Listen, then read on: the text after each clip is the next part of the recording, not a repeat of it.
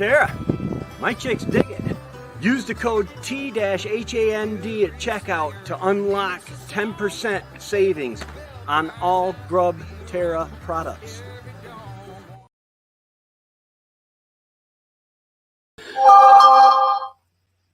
Boy, that didn't work very good. Oh, goodness gracious. Land sakes alive. I hope everybody's day is going better than mine. Oh my goodness. I may have to jump out. That's awful bright. I may have to jump out of this live stream. When Trevor calls, I got some stuff I got to take care of a personal nature. Yeah, welcome to the live stream, the Homestead Centric show every Thursday at 6 p.m. Eastern Time. Rain, shine, unless I have to go move a shed or something. Speaking of sheds, as you may have seen by the thumbnail for this video, my sheds will be coming Monday.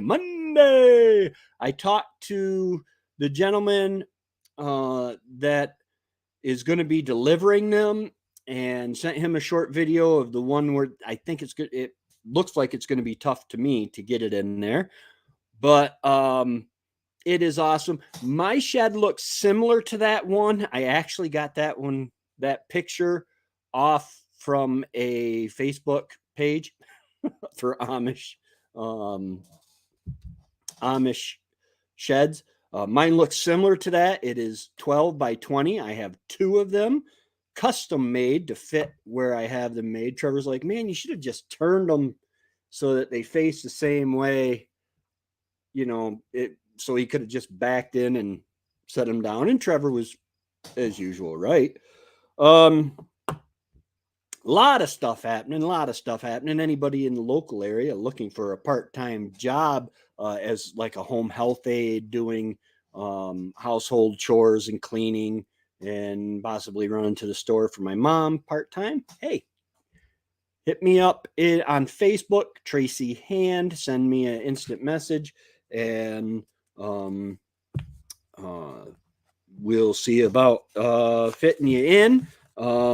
She doesn't have a lot of hours. She's got 27 hours, and I have one niece that does it once a week, 1 day a week, and another niece that does it 5 days a week. But we're having problems like when one can't do it. And so I'm looking to expand. It pays pretty good for what's expected of you. And the boss is great, or so I think anyway. But yeah, so yeah, if anybody there's interested, and it's a legitimate job, over the table, hired by Martin Care and Essentia, and all that good stuff. So anyway, I just figured I'd throw that out there. So yeah, my sheds should be coming in. I went down yesterday and just to talk with him, with the Amish guy, and I figure out what I needed to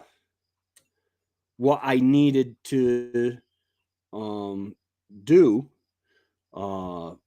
like when I needed to pay him and all that good stuff,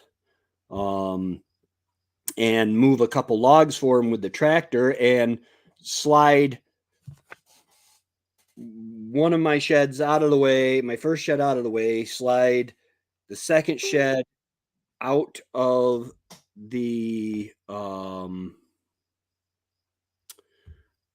out of his workspace. I got to shut that down. That's going to keep dinging. Ding, ding. And move a couple logs for him. And then I got hold of the guy. Guy sounds really nice. He's got a really cool trailer. I watched him when I was down to the Amish guy's house picking up sawdust one day. He's got one of those trailers that moves sideways, and then he's got a mule and all that good stuff. So it shouldn't be all that hard to go ahead and get this done. Get it moved in there. Then I have to paint the floors.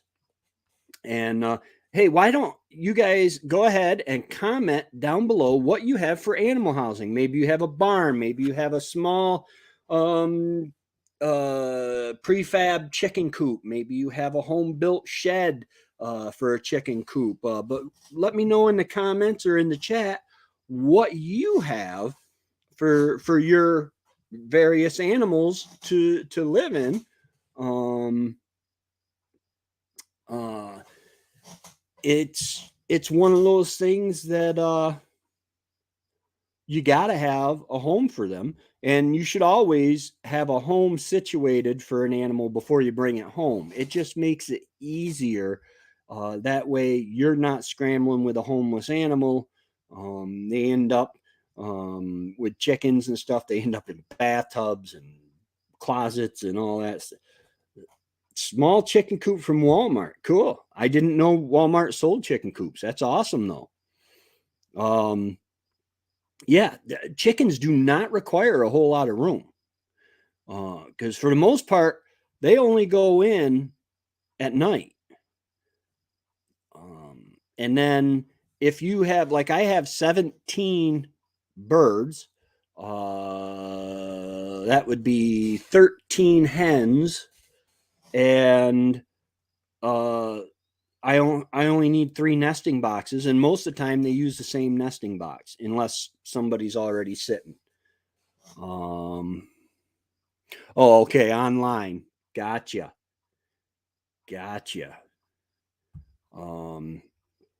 And they don't require much depending on where you live.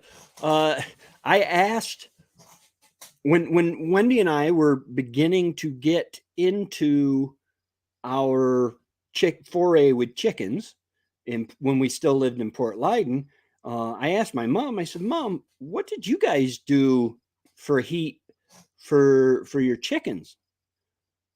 I said, and she said, Tracy, we didn't have electricity to the house. We sure wasn't going to have it in the chicken pen, in the chicken coop. So basically it was straw they used. And now if you order from a place called Murray McMurray Hatchery, hatcheries and everything, I'm right there with you. My dog and cat sleep on the bed. I sleep in the easy chair. Absolutely. My 2 cats, sometimes I would like to go ahead and get up and go sleep on the couch, but they'll just get up. The cats will just get up and follow me. But it makes it hard to move. But yeah, and so we insulated the coop part of the chicken coop in Port Leyden, and when you can't leave bare insulation, even foam insulation. You can't leave. Hey, Mahilan, how's it going? You can't leave regular insulation out or foam insulation because the chickens will peck it, and it's really just not good for them to be eaten. So we insulated with R19, and then I put slab wood over it on the inside, and it was great. And then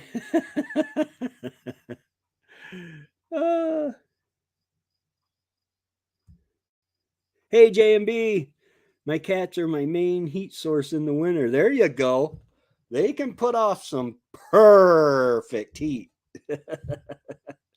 Yeah, at night, in the summer, I got to tell you, my cats will try to, I'll be laying there with a fan on me, and they'll get between me and the fan.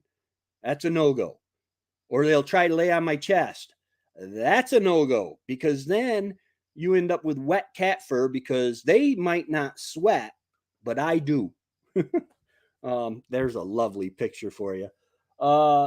but anyway, like I said in the very beginning of this, I might have to hop out of here early if Trevor calls.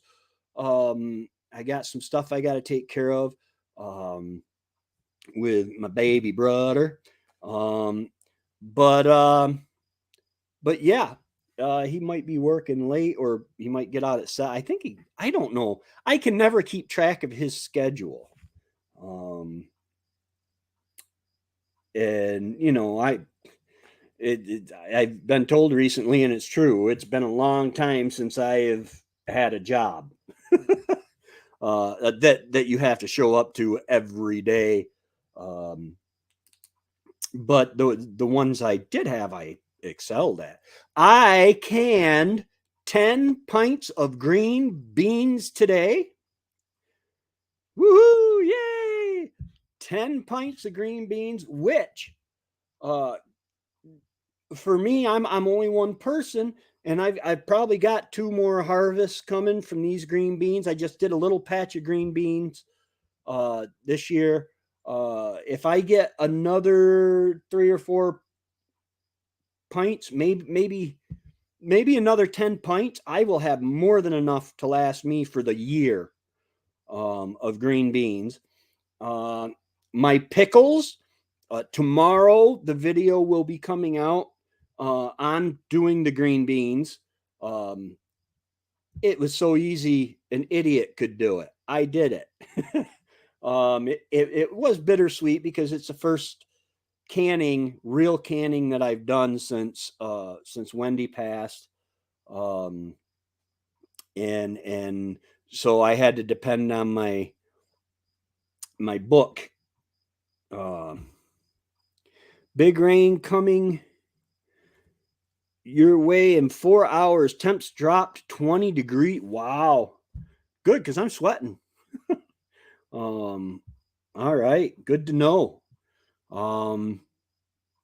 Yeah, we've had some serious weather here recently. But yeah, so that was bittersweet. But then I also got the reminder today that the fermenting on my pickles was done. So I tacked that onto the back of tomorrow's video on and I opened it up, and the one with the rubber lid method, the fermenting lid method, that one had a bunch of mold and mildew, and it's probably just the mother of the fermenting process, right? Um, and so you scrape that off the top. When you ferment, you're going to get stuff like that, especially if oxygen gets in there.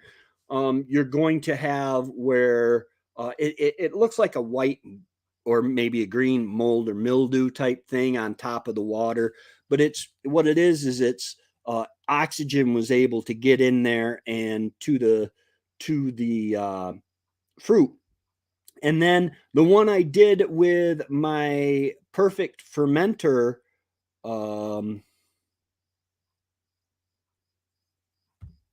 fires. Oh no, I don't want any more fires. Um, Yellow knife. Yeah. Forest fires and wildfires are scary anyway, especially when they start getting close to your home. That's why the rainies, they always say you need 100-foot swath around your house, at least. And sometimes that don't help. Like when your fire starts in your chimney. But I tried the pickles. I like the ones with the blue plastic lid that's actually a fermenting type lid. It's not just a rubber lid. They're both fermenting lids, but I liked that one, the other one better. It tasted better. It had a crisper, evacuated the whole city. Uh, there's some stuff going on in Hawaii that is just crazy with at risk of going down a rabbit hole. There's already a book was published on the 10th of August for a fire that burned on the 9th, 10th, 11th. The book was published on the 10th, 44 pages. Haven't read the book. Don't know. Seems sketchy. Oh my. And there's some sketchy stuff that they've done to the laws. The insurance companies are playing it's just, I'm not going down that rabbit hole, but guys, take care of yourselves. There's no one going to take care of you. I have a shirt that says it's got the little farm and a goat and a chicken and a barn and a windmill, and it'll be down. It's down below now. That says I think it says homesteading because life owes you nothing. Either that or it's self-sufficient because life owes me nothing, or something to that effect. It's a really nice thing. You can actually see that down below under products. Am I a good salesman? Probably not. Yeah, Maui, that is sad. And if it was nefarious causes of that is tragic. I don't know. I wasn't there. I am not a forensic expert. Hey, Darren's here. I am doing amazing. I got kind of down a little bit earlier. I got some stuff going on in the background that I got to take care of. It's just responsibility, and my brain thinks that I am 17, and you know how 17-year-olds are with responsibility and dealing with the responsibility, and I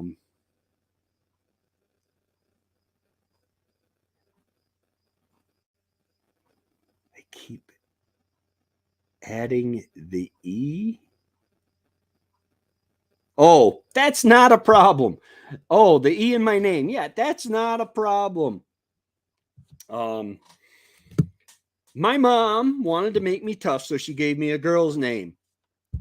I don't think it worked either, but she could have named me Sue, but then in today's day and era, that's nothing strange. Sue with a beard.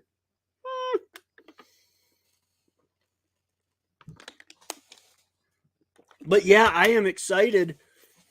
My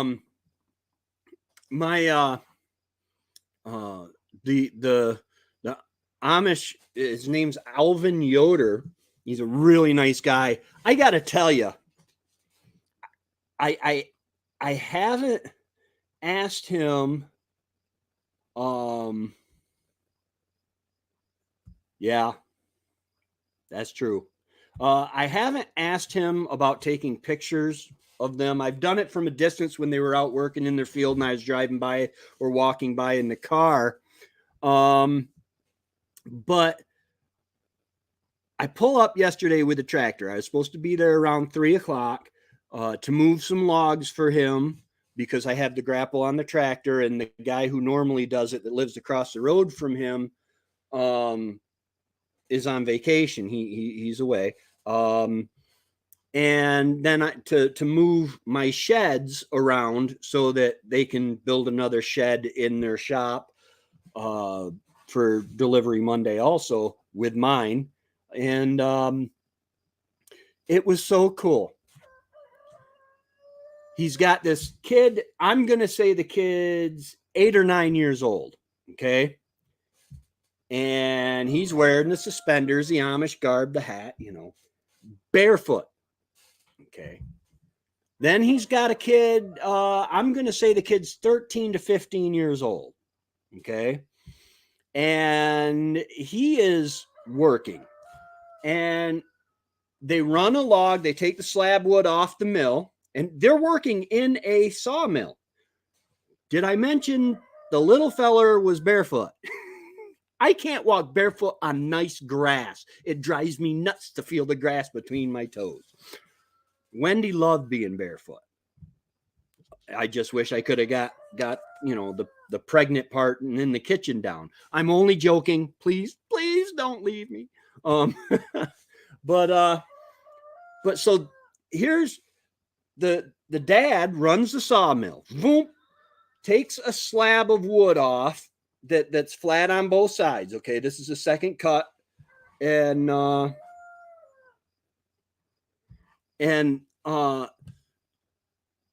then the dad helps the older son put the board over off the log onto the racks, and dad brings it's a bandsaw mill. He takes the bandsaw back down to the other side to start cutting again.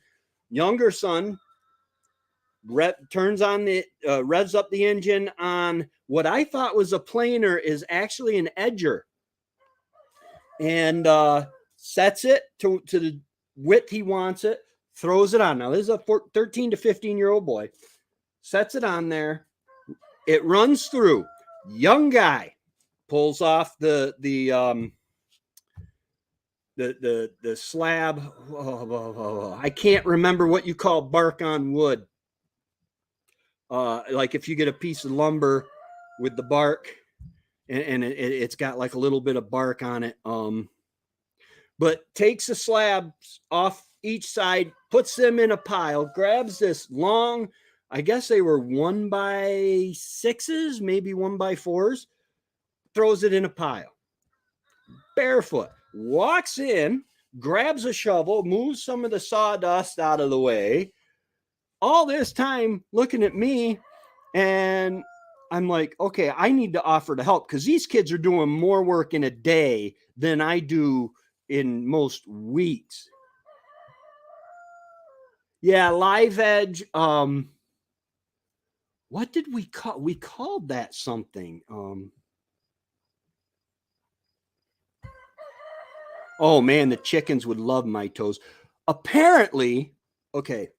I said, you know what? I want a good pair of boots. Now, this has nothing to do with anything. I wanted a good pair of boots. I buy the 25, well, not anymore, I guess, the cheap Walmart work boots. I like to get steel toes because I drop things a lot and I like my toes. But I said, you know what? I want a good pair of non-lace up boots, because that way I don't have to hold my breath as long when I bend down to, I don't have to bend down and tie them, So I got me a nice pair of Carhartt cowboy boots. These are beautiful. I get up to the register, $200 for a pair of boots. I have bought cars for less money than this pair of boots. Okay. I said, you know what? I need a good pair of boots that are going to last me a long time. They're like a cowboy style boot, but they have actual work boot tread on the bottom. Really nice. And they're Carhartts. $200. I'm like, oh, but I was already up there. The chick behind the counter was kind of cute, so I couldn't say, oh, I can't pay that. I'm not paying that, Anyway, so I bought the boots. I got them home. They felt fine. The other day I'm working with Trevor, and apparently on my left foot, because it always happens on my left foot. It's happened with cheaper boots before, and I thought it was because they were cheaper boots. But my little toe, and I don't know what you call the other toe, okay? This big toe, my little toe and this toe started getting like cramped, scrunched up. Well, I got looking at my toe. It's because there's a big hump. I got like a hammer toe on that middle toe there. But what am I going to do? I can't take the boots back because I've used them. And I like them. They are comfortable until I try to do real work in them. But you know what? I'm going to suffer through it. My feet will adjust or be destroyed. Haha, Mary-Lynn. No, I just have to watch myself. Cow manure is easier. Yeah. Oh my goodness. Me and some friends, I stayed with my father in Florida when I was 13, and he lived around cow pastures all the way around. the place he lived, and he bought me a big brick of firecrackers and gave me a lighter and said, go play. So me and some friends were like putting these firecrackers in the cow poop, and bang, you light it and get back and boom, and it, you get the dust and the pieces flying, you figure. Well, and one of my friends, who I guess he didn't know any better, put one in a soft patty, a fresh patty. You don't do that. You find the old patties that are all decomposed and hard and stiff. And oh my gosh, we ended up having to jump in the pond because we were covered with fresh cow patty. Fresh pieces of cow patty. Yeah. That's how homesteaders are born.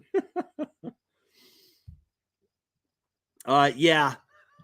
Well, I was telling Trevor the other day, when my two sheds get here Monday morning. Did I mention that?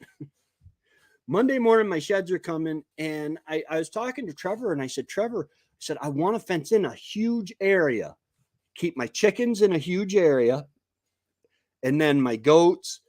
I'll be able to get rabbits, guys. I'm already doing research, and I have somebody that reached out and said, hey, I have rabbits.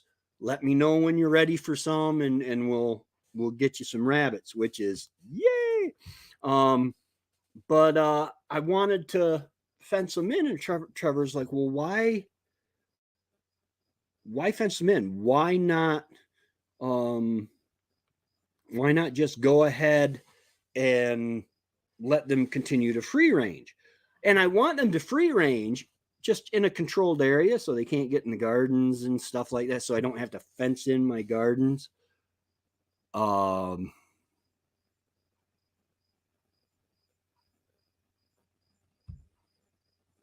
Yeah, and they're fairly local too. That's awesome. And she said what she thought the breed was, but they are actually meat rabbits. But Trevor said, why don't you just let them free range? And I said, how many times have you stepped on my porch and had to watch out for the chicken mines on my porch? Because I've got gates that I've put up over the porch, but that's when the chickens finally realize they have wings. And they end up on my porches, and chickens don't care where they poop, man. And I mean, I pressure wash my porches twice a year, maybe once a year at least. And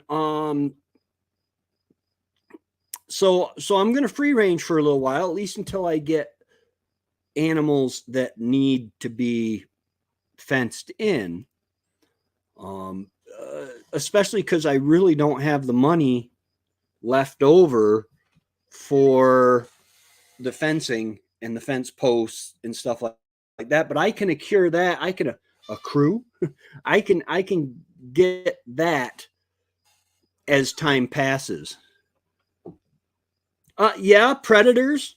The predators around here, I get hawks sometimes during the day, but I've trained a lot of them, not a lot of the hawks and birds of prey, not to come around. You ask them real nicely with 12 gauges. Weasels and stuff like that. But the weasels and stuff, usually it's at night when I have had the experience of having problems with them, or early in the morning. Usually when I'm trying to sleep, of course, that could be any time of the day. And it's really, whew.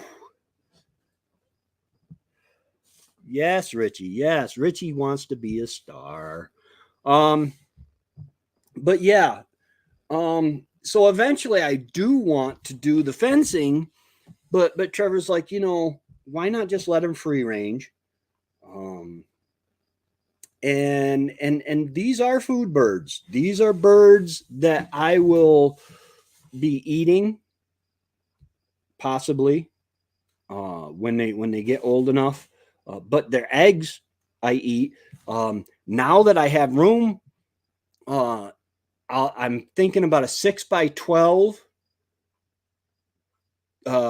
chicken coop, and then next to it, like an 8x8 maybe pen for like meat birds or turkeys, stuff I'm only going to keep for like the summer, and stuff like that because, well, it's just common sense that they don't need quite as much room.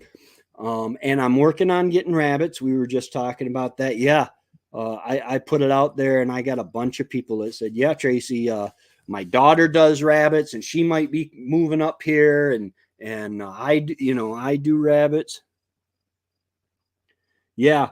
And with a 6x12, it's big enough that in the winter when they don't want to go out, they can stay in and have room on the floor, and they'll have the roosts and the laying boxes. I want to build them some nice laying boxes and stuff, but it's small enough that I'll be able to put plastic up and they will still be able, they'll I'll put plastic up along.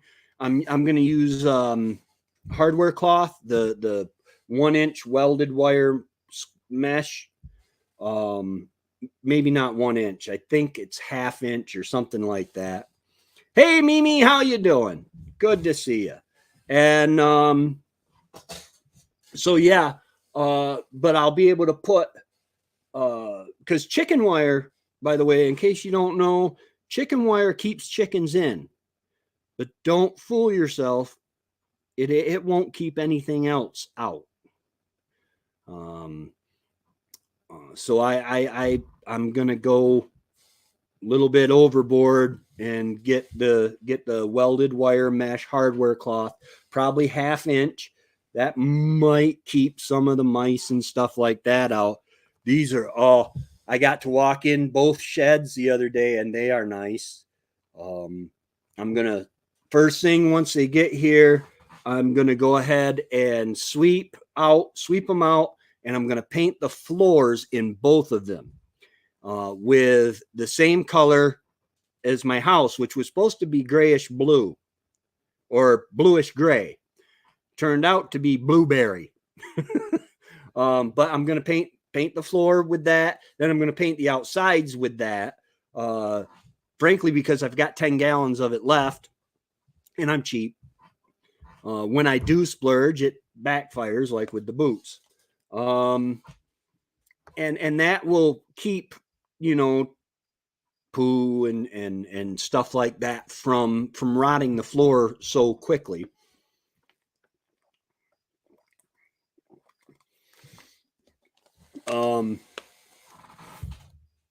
But yeah, and I'm not going to insulate. I've been asked, hey, are you going to insulate? And I decided no. I have never insulated the temporary coop that has lasted for 7 years, and I don't. The only losses I've ever had during the winter when it's cold out is from predator that got in.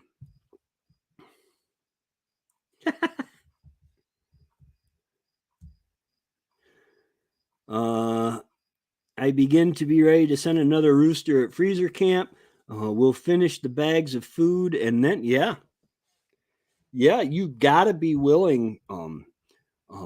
If they're not providing you with food in some way, then they're pets, and livestock are perfectly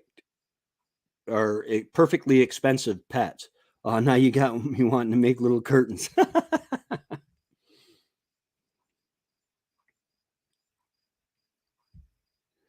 Yeah.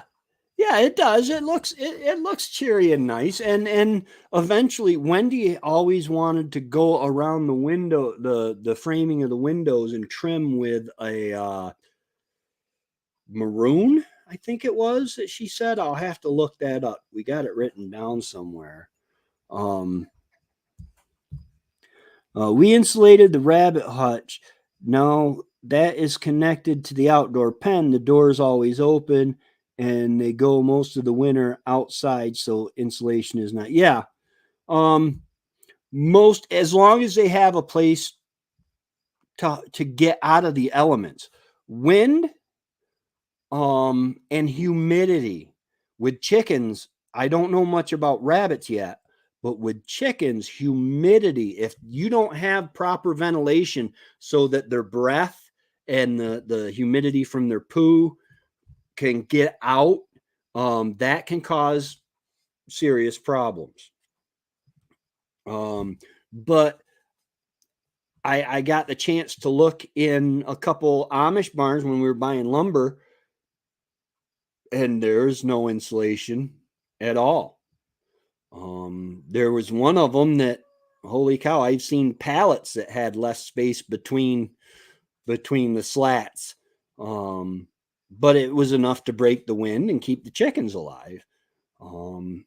But so yeah, if you can keep them out of the elements, keep them dry, and have good ventilation so that the moisture that their bodies create, because each chicken creates the same amount of heat as a 10-watt light bulb.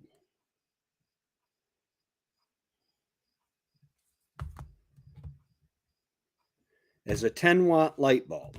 So you got 30 chickens, you got 30 watts. What? And remember, they can fluff out those feathers. In the summer, you see them fluff with their feathers fluffed out. That's because it's keeping them cool. The sun and the heat hits those outside feathers, but inside it's a nice normal temperature. Feathers are very good insulators. That's why you have sleeping bags, down sleeping bags, and such as that. Rabbit fur is a really good insulator. But yeah, as long as you provide them with some sort of shelter so that they can get out of the weather should they choose to. Now I don't know. I know Marilyn, you do the colony. You raise your rabbits in colonies, where you breed a female and then her and all of her female offspring have an area to live, kind of like a chicken run. And the males, they have their own space. I think I'm gonna go with separate cages for mom and dad. I want two does and a buck so that I can breed and I can keep track of their genetics and all that.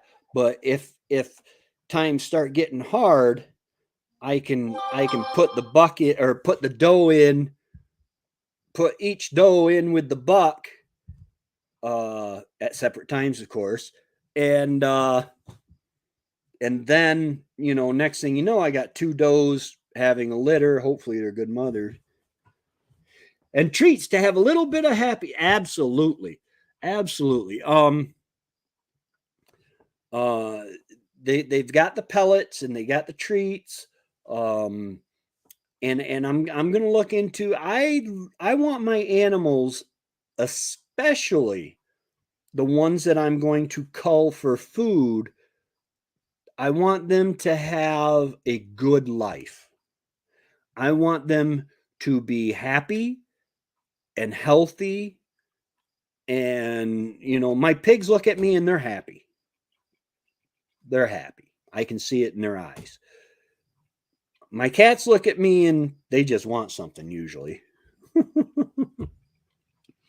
Yes, males and females separate. Males, when young, can stay together, but they will fight after a first breeding. Yeah. Yeah. So I'll have to figure that out. And I will probably basically I'll probably have my breeding pair of three, if that makes sense, a buck and two does, and then all of their offspring will either go to freezer camp, or I might sell them. I know a gentleman who loves varying hare meat. When we go rabbit hunting, when we went rabbit hunting, he would take all of our all the rabbits we got. We didn't have to clean them or nothing. He says just set them on the wood pile and give me a call when you get home or whatever. I'll take all the hair you get.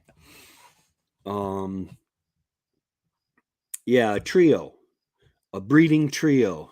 That just sounds wrong. A trio, polygamy. What are you watching, Kiki? Oh, okay. He was watching something out that window. But yeah, guys, I'm really looking forward to getting these sheds. It's going to be a game changer. The second shed, I've got a couple possibilities for it. I could make it part of it into a pigsty, a nice big stall for the pigs, and maybe even keep a couple breeder pigs, but that gets awful expensive. Feeding pigs, you end up feeding pigs to keep them warm. But and quite honestly, the pigs are happy as pigs in slop. Just with the lean-to that shed thing that they've got.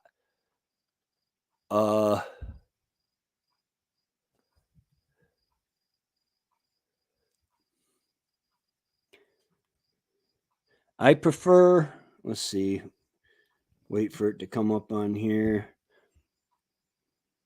I prefer polygamy to mother, son, father, daughter, brother, sister, but it happens more than, yeah.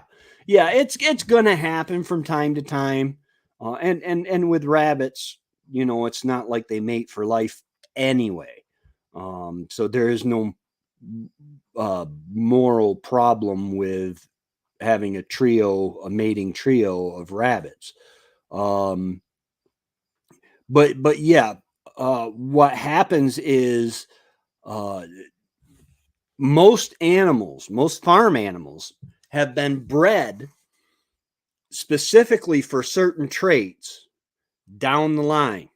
So now if you have incest, if you have breeding within the genetic line, you can accidentally bring out negative traits, can become predominant, and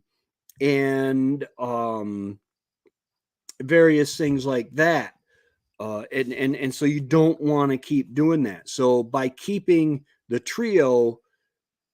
mating trio as these are my mating trio, and when one when they start getting older, you can introduce another non-related rabbit to replace one of them or something. It really can keep your genetics good and solid, so you don't end up with low birth numbers, high rates of miscarriage, and stuff like that. I've been reading, y'all. Didn't think I could, did you? I can't.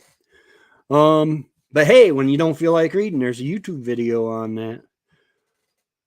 Oh goodness.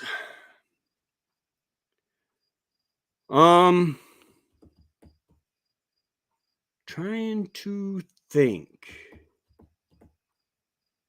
Those pickles, like I said, I filmed the last part, the results of the pickles today.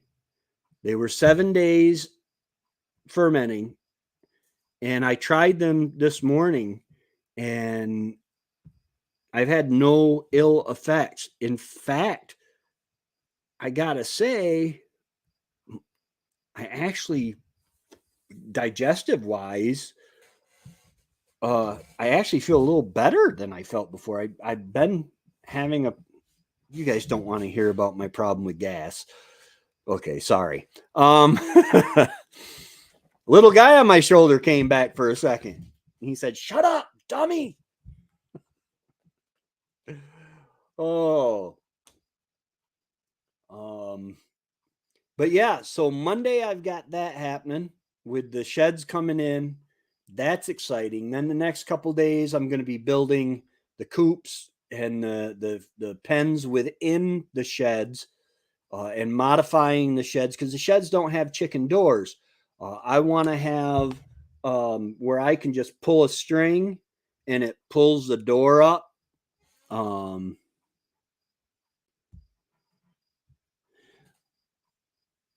a canned pickle has a bit of a tart taste. How does um okay, if you use the heated brine to make pickles, it tastes a lot like the store-bought pickles because that's a heated brine that they use, a vinegar brine, with seasonings and stuff. The fermented tastes fermented. It tastes. You can tell that there's you can tell that it has sat in salt water for 7 days out on the counter. But now it's preserving. Now with the fermented pickles, my understanding is once you put the regular lid on them, you got to put them in the fridge so that they'll keep for several weeks or maybe a month or so or whatever. But yes, fermentation is better for your gut. Home fermentation. There was a lady, and I've said this a million times. She was a doctor, and she was doing work with the bifida bacteria in your gut, and she wondered what would happen if she got rid of all the bifida bacteria in her gut. So she did. She got rid of all the bifida bacteria in her digestive tract. And oh yes, definitely a difference in taste. Yes, it's more of a what you would expect from fermented, but it's still pickle, if that makes sense. But it's not like the pickles you buy in a store or that you can with the Mrs. Wages or whatever thing. But she got rid of the bifidobacteria, did some tests and stuff, and she said, "Okay, it's time for me to get my bifidobacteria back because you need that bifidobacteria." So she went and bought some, bought some kombucha with bifida. It said on the thing with bifidobacteria. And then she tested her bacteria and she wasn't gaining back any bifidobacteria drinking the kombucha. So they tested the kombucha. It said it had, that'll kill almost anything, man. But so they tested the kombucha and it didn't have any bifidobacteria in it. So they went to Whole Foods and another natural health food store and they bought up everything that said that it had bifidobacteria in it. They tested 23 products, including an enriched water with bifidobacteria for $24 for a bottle. 3 of the products had bifida. They tested the products directly. 3 of the products had any bifidobacteria in them whatsoever, not including the $24 water. They paid $24 water for a bottle of water that was supposed to have bifidobacteria in it, and it did not have bifidobacteria in it. Make homemade make your stuff homemade. It's not that hard to make apple cider vinegar. It's not that hard. Oh my gosh, the pickles, guys! I'm telling you, the pickles. I cut them up, and I mixed in salt water. I cut them up, packed them in salt water, a fermenting lid, which is just a lid that lets pressure out but not let oxygen in, and let it set for 7 days on the counter. And that is fermentation that will have all this good stuff in it for your gut. I haven't made fermented vegetables because I thought they would be too salty to taste. We all need to keep feeding the gut. Yes, we need to feed our gut biome. With the salt, I use salt water. I never thought of that. I used salt water. I forget what I used. You'll have to watch my video on fermenting for beginners or whatever that I just did a couple weeks ago. And I forget how much salt I put in. It wasn't much, but you didn't taste a whole lot of salt. See, the bacteria, what you're doing with fermenting is you are kind of choosing a good bacteria to begin the breaking down process. And what it does is that decomposition process of the fermenting actually preserves the vegetable. But it feeds off certain things like apple cider vinegar. You're putting sugar in there. The biome, the bacteria or whatever it is that makes the apples, that feeds off the sugar and creates the vinegar. Or I think if you let it go long enough or do it right, it will make alcohol is a byproduct. Every year I tell myself I should eat those fermented things. What's good for the gut is going to be good for the mood. And I do need a mood. Yeah. You would think if you're feeling good and have energy, then that's going to affect your mood.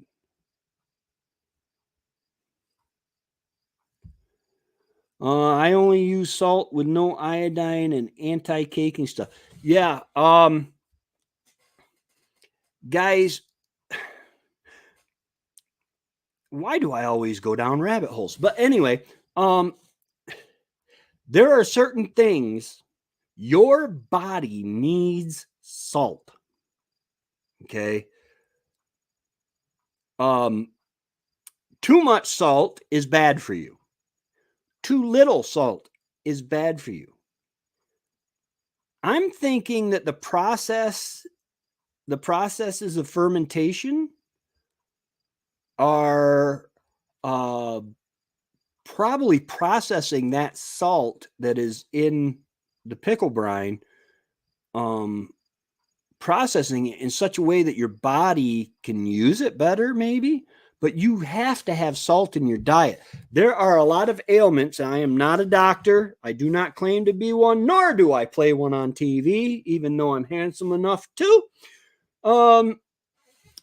I've been seeing a lot of videos where people are talking about, something about arthritis, inflammation of the joints and stuff like that, being from salt deficiencies, and other mineral deficiencies. See, everybody went on this salt kick. Remember, and I'm going to say this, I am not a doctor. I make no claims. In my humble opinion, the pharmaceutical companies only make money when you're sick.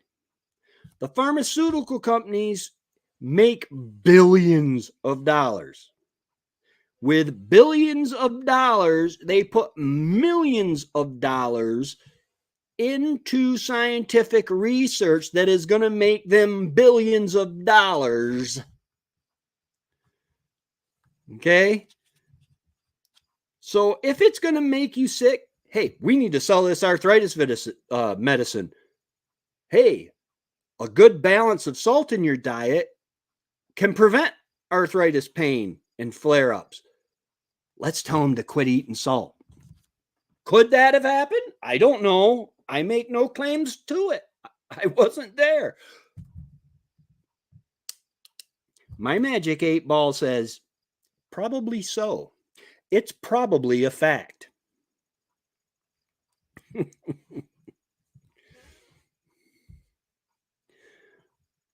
I'm investigating the keto carnivore diet because they say the ketones can improve things like depression, memory, etc. No cures, just yeah, guys. If you are eating good food, and I'm not saying this in the contemporary sense, but if you're eating healthy food,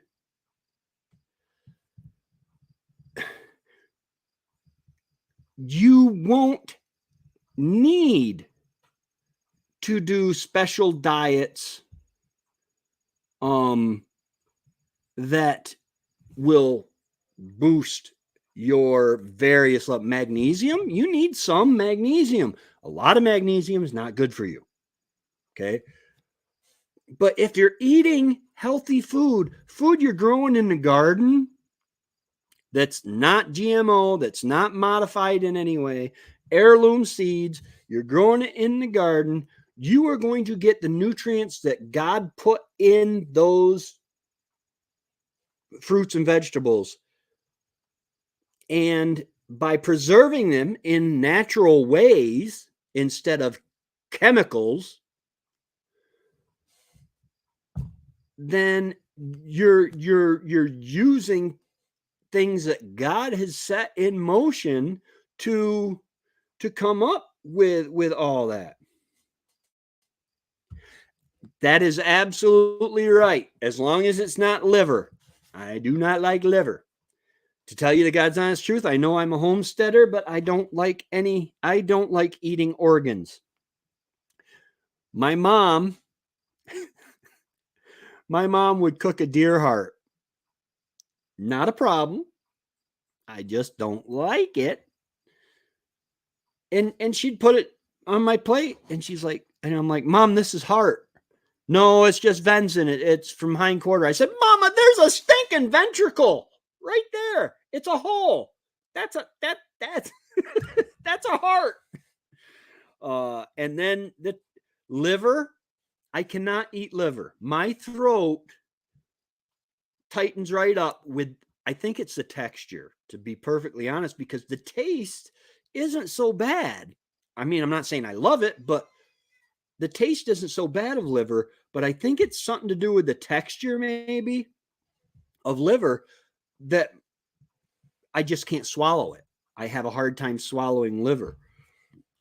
I spent a lot of nights sitting at the kitchen table because I didn't finish my liver.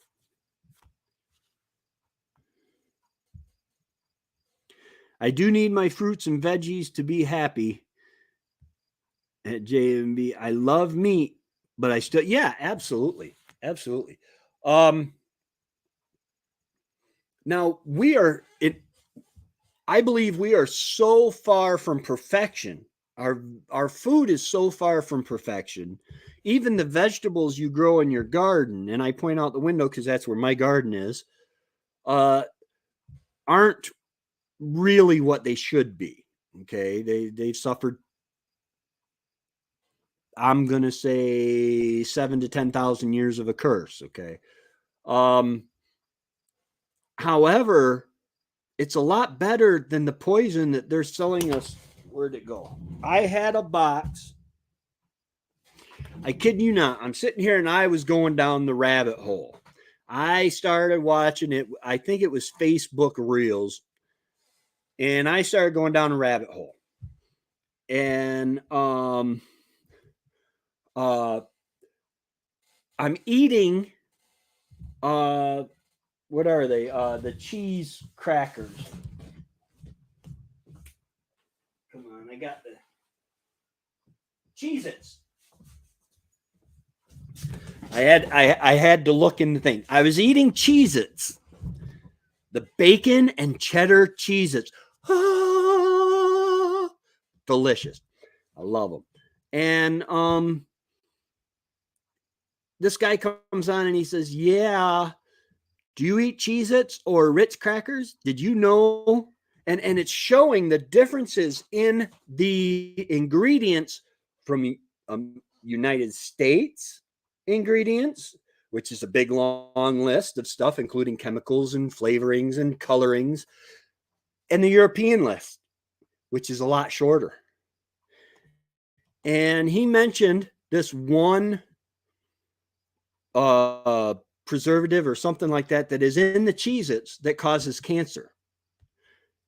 And I said, nah. So I grabbed the box. I looked. Sure enough, it's in there. So then I said, okay, Mr. Google Pants.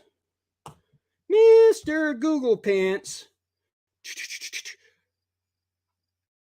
Or what is yada da da da? It is a component in many foods that has been known to cause cancer or heart disease, or and I'm like, and here I am nibbling on it.